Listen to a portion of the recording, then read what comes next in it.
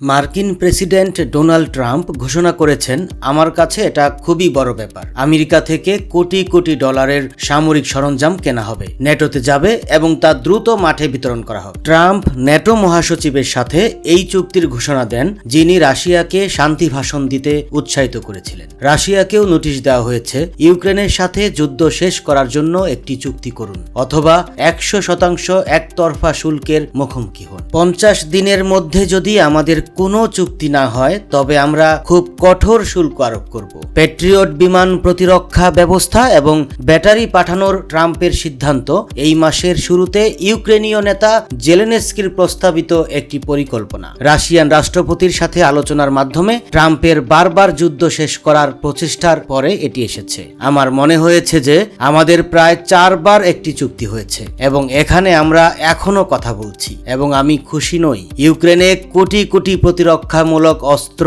পাঠানোর রাষ্ট্রপতি ট্রাম্পের সিদ্ধান্ত মার্কিন নীতির বিপরীত। এই মাসের শুরুতে পেন্টাগন ঘোষণা করেছিল, তারা ইউক্রেনে বিমান প্রতিরক্ষা ক্ষেপণাস্ত্র বন্ধ করেছে। মার্কিন অস্ত্রের মজুদ হ্রাস পাচ্ছে বলে উল্লেখ করে ট্রাম্প বলেছেন, পুতিন শান্তি আলোচনার বিষয়ে সিরিয়াস নন।